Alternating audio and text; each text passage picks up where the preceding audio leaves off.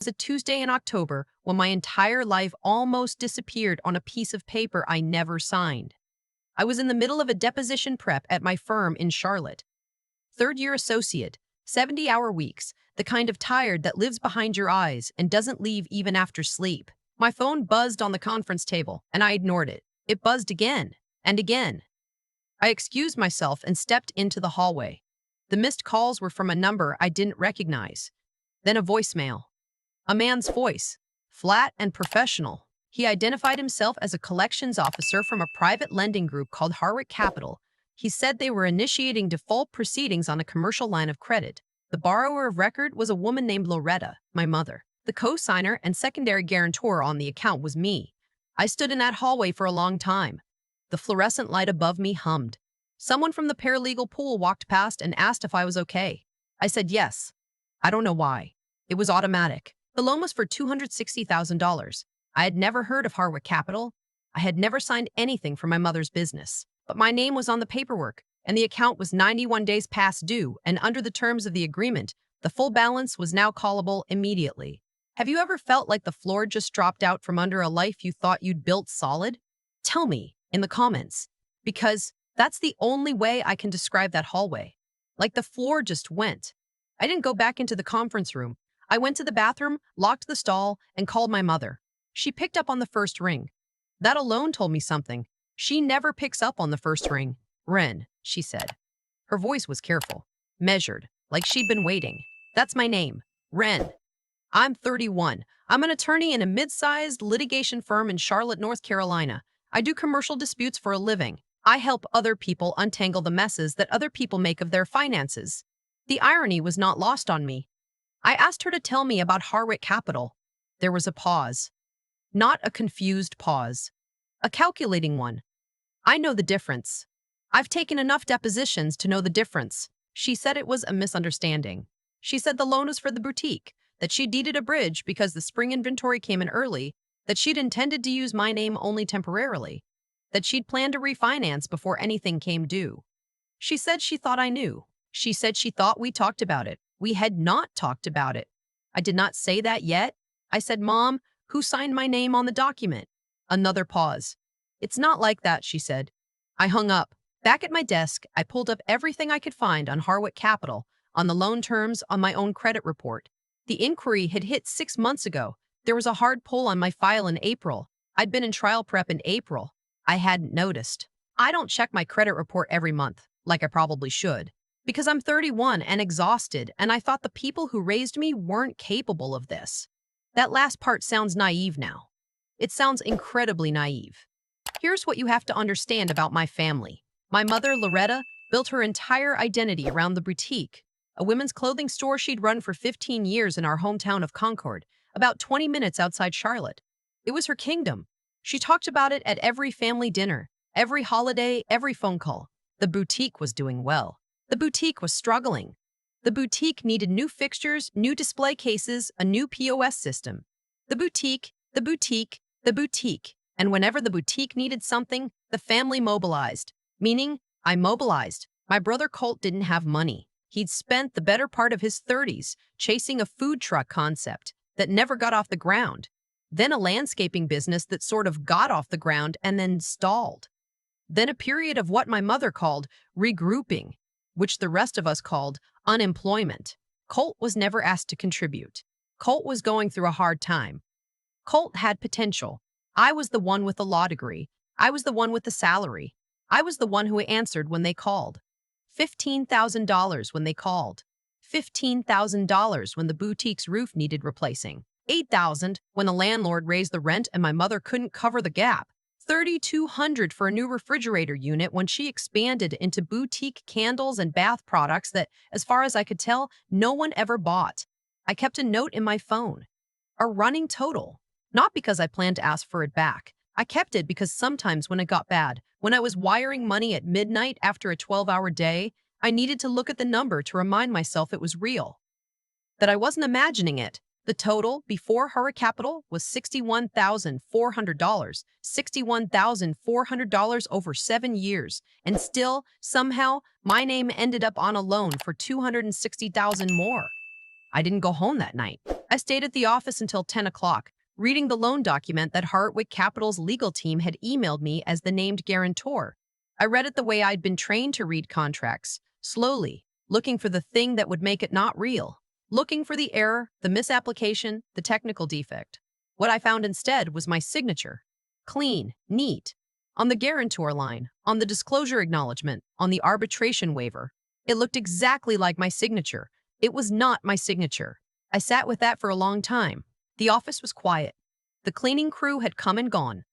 The only light was my desk lamp and the glow of my monitor. My mother had forged my name, or she had paid someone to forge my name, or she had asked Colt to do it, and he had. I didn't know which yet. What I knew was that my signature on a fraudulent lending document made me liable for a $250,000 debt that I had nothing to do with, and that if Hartwick Capital pursued collection, my credit rating would crater. My firm would find out, and my ability to practice law, the license I had spent 3 years of debt and sacrifice to earn, could be called into question. A financial default of that scale, tied to a fraudulent document, is exactly the kind of thing a state bar association takes seriously. They hadn't just taken my money this time. They'd put their hands around the throat of the only thing I had ever built that was entirely mine. I didn't cry. I want to be honest about that. I thought about crying. There was a moment where it was right there, right at the surface. But something shifted instead. Something got very quiet and very focused. The same thing that happens in trial when the other side makes a move you didn't expect. You don't panic. You adapt. You find the angle. I opened a new document on my computer. I titled it simply, Everything. Then I started writing down every wire transfer, every check, every Venmo, every cent I had sent my mother's direction in 7 years. Dates, amounts, descriptions, the account it came from, the account it went to. I had records. I had always kept records, not because I planned for this, but because I'm a lawyer and keeping records is how I live my life. Then I called Jonah. Jonah is not the kind of attorney you call to help draft a letter of complaint.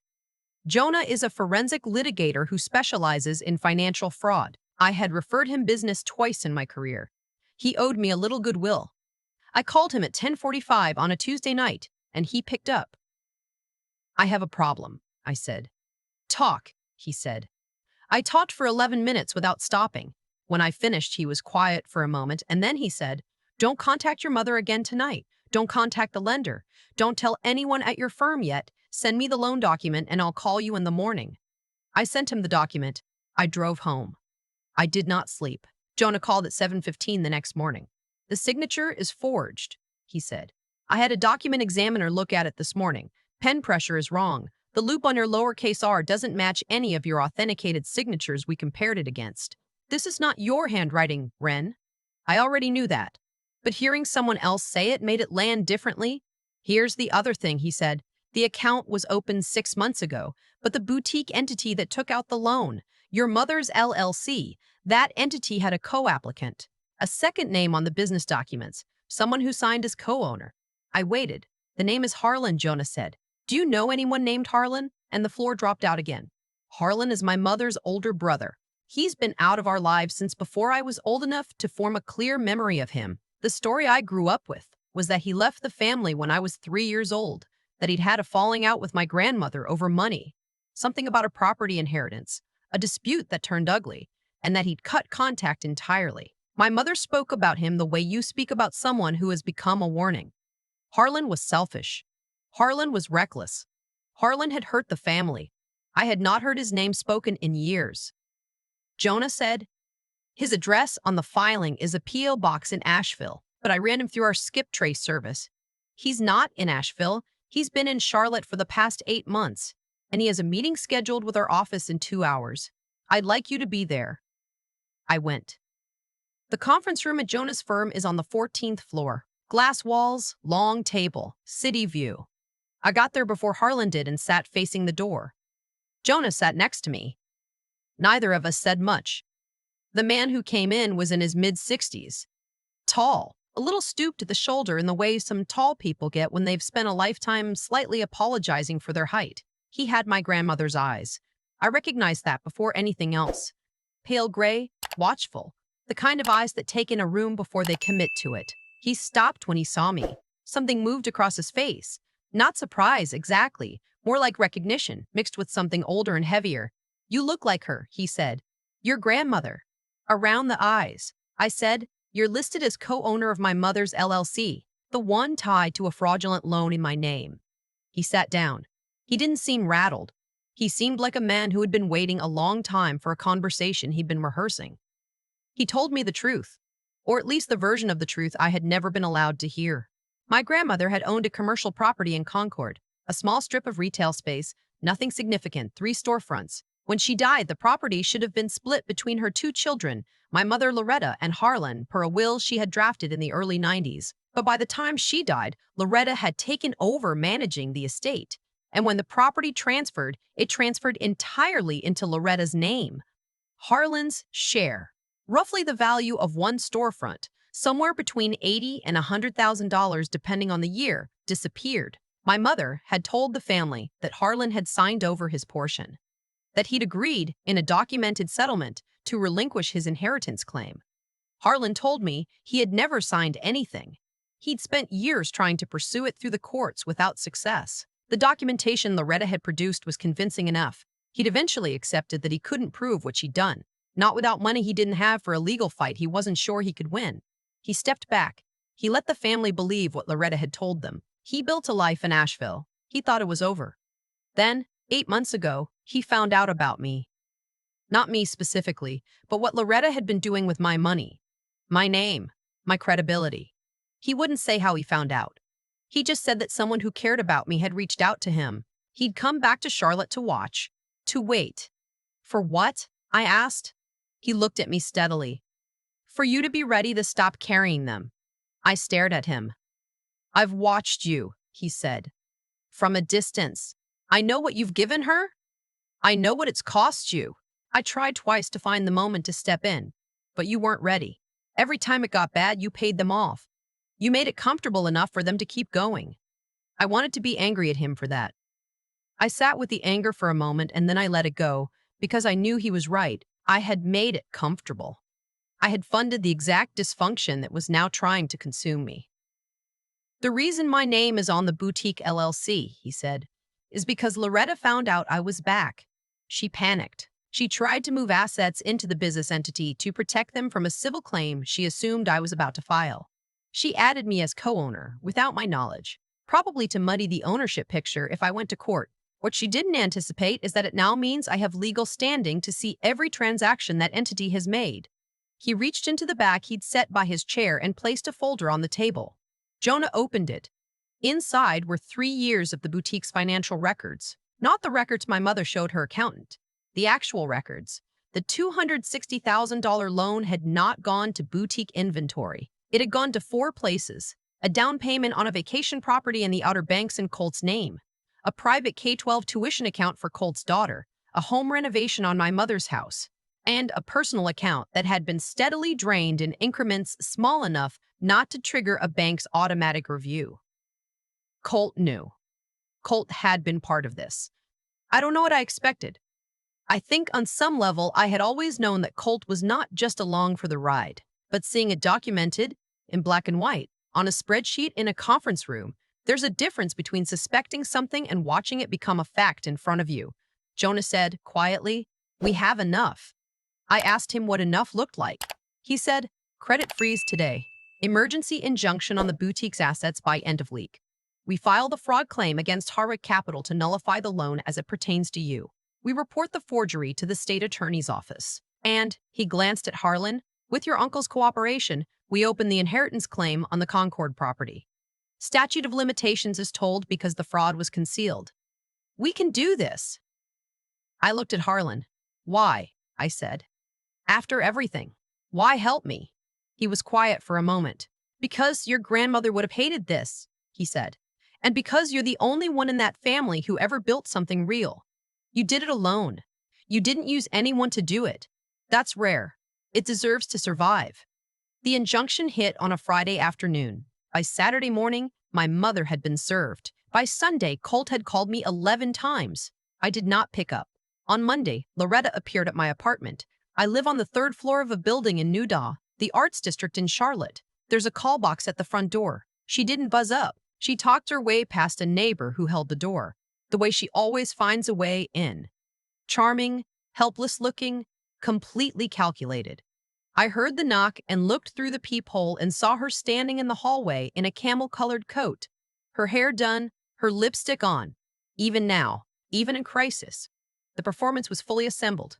I opened the door. I didn't open it wide. I stood in the gap. She looked at me and her face did something complicated. The charm didn't work because I wasn't performing the role she needed me to perform. The worried daughter, the problem solver, the one who fixes it. Without that role for me, she had no script. "Ren," she said, "baby, you have to stop this. You're going to destroy everything we've worked for." "We," I thought. That word has done a lot of work in my life. "I need you to hear me," she said. Her voice dropped into the register she uses when she wants to sound vulnerable. I had spent 31 years responding to that register. I was going to pay it back. I was going to handle it before it ever touched you. The spring collection was going to— "Mom," I said. She stopped. "You forged my signature on a lending document," I said. "You used my name to take $250,000. You put my law license at risk. You did this while I was sending you money every time you called. You don't understand how hard it's been," she said. Her eyes got wet, right on cue. "Running the business alone, keeping everything together, Colt got a vacation house," I said. The tears stopped. For just a second, behind the performance, I saw her, not my mother.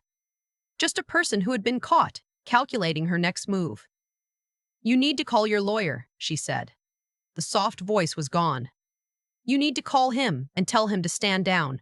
We can work this out as a family. If you do this, if you go forward with this, I will never forgive you." I looked at her for a long time. Long enough that she shifted her weight, uncertain. "I know," I said. I handed her the injunction paperwork, the forgery report, the boutique financial records with Colt's name highlighted in 3 places. "These are your choices," I said, "not mine." She stared at the papers. Her hands were shaking slightly, though I wasn't sure if that was real or performed. After a moment, she looked up at me with the expression I recognized from childhood, the one that was supposed to make me feel responsible for her pain. It didn't work anymore. "You'll regret this," she said. "The only thing I regret," I said, "is that it took me this long." I closed the door, quietly, not a slam. I didn't want to give her the satisfaction of knowing she'd made me feel anything violent, just a clean close. The latch clicked. I stood on my side of the door and listened to her stand on her side of the door, and listened to her stand on her side of the door for almost 2 full minutes. Then I heard her walk away. I went to my kitchen and made coffee. My hands were steady. The hearing took place on a Thursday, 6 weeks later.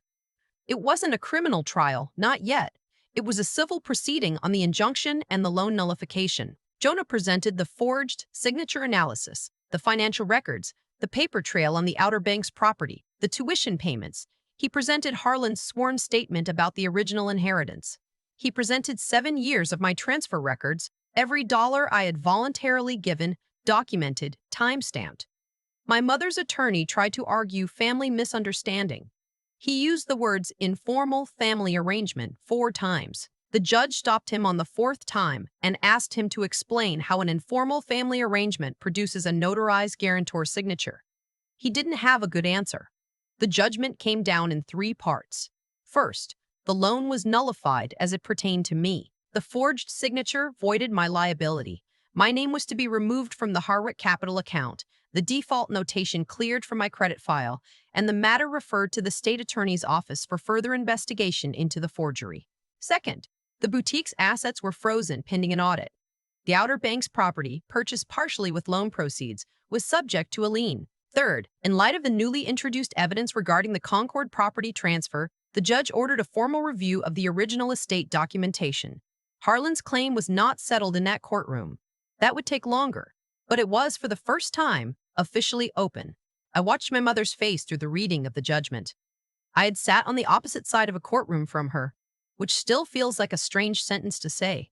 She was wearing the same camel coat. Her attorney sat beside her, and beside him was Colt, who had retained his own counsel when it became clear that his name was on the Outer Banks deed. Colt did not look at me once during the proceeding. My mother looked at me twice. The second time, toward the end, her expression was something I'd never seen on her before. Not anger, not grief, something smaller, something that looked almost like the moment a person understands, for the first time, that they are not the center of every story. That evening, Harlan met me outside the courthouse. The October air had turned sharp. We stood on the steps and neither of us said anything for a minute. Then he reached into his coat pocket and took out an envelope. He held it out. Inside was a check, not a large amount, by the standards of what had happened. $12,000. But he told me what it was. It was his share of a sale he'd made last year, a piece of land in western North Carolina he'd held for a decade.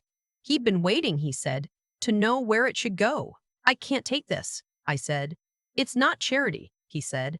It's an apology from someone who should have stepped in sooner. I looked at the check.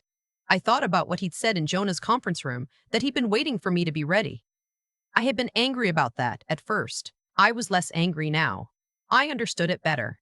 You can't rescue someone who is still choosing to be available for the people hurting them. He had known that. He had waited until I made a different choice. I put the check in my jacket pocket. We walked down the courthouse steps together and stood on the sidewalk. The city was doing its evening thing.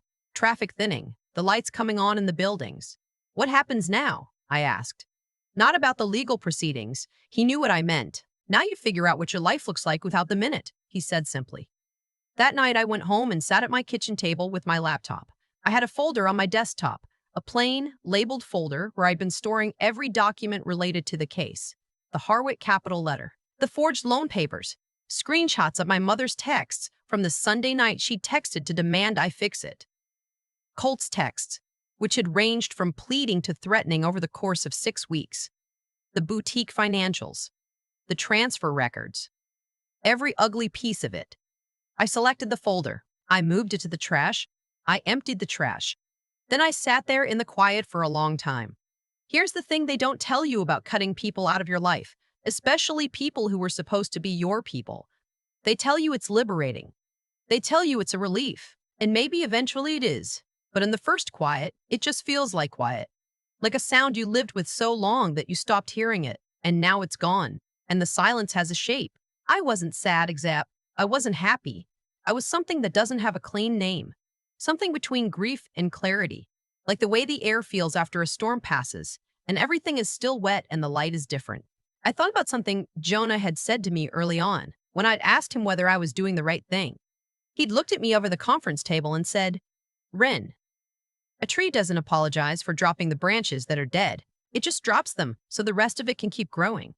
I turned off my laptop. I went to the window. Charlotte was lit up below me, doing what cities do at night, indifferent and alive and completely unaware of what had just reorganized itself inside one apartment on the 3rd floor. I had given 7 years and $61,000 and an enormous amount of myself to a family that had used all of it as fuel for their own comfort. And then, when that wasn't enough, had tried to take something they couldn't take back. My name. My credential. The thing I had built when no one was helping me build it. They hadn't succeeded. That was the part I kept coming back to. They hadn't succeeded. Not because someone had saved me, but because at some point, in that fluorescent hallway, with my phone in my hand, I had decided not to fix it for them. That was the first different choice. Everything after that was just what happened when I stopped making myself available to be used. If you've ever been the capable one, the one they call when they need something, not when they want to celebrate anything, I want you to know that the capability was never the problem.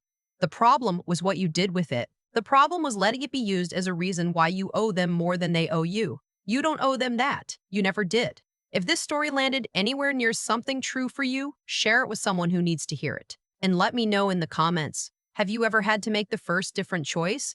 I want to hear it. I've thought a lot about the word capable since all of this happened. It used to feel like something I'd earned. Now I understand it was also something that was used against me. When you're the one who figured things out, got the degree, built the career, learned how to navigate a world that doesn't make it easy, the people around you start to see that not as something to celebrate, but as something to draw from. Loretta didn't forge my name because she was reckless. She did it because she had done the math. She had calculated over years that I would absorb whatever came. That I would call the lender, smooth it over, wire the money, make the quiet go away. She wasn't wrong about my history. She was wrong about my history. That's the part that took me a long time to sit with, honestly. I had trained them. Not intentionally, not maliciously, but through every payment I made without consequence.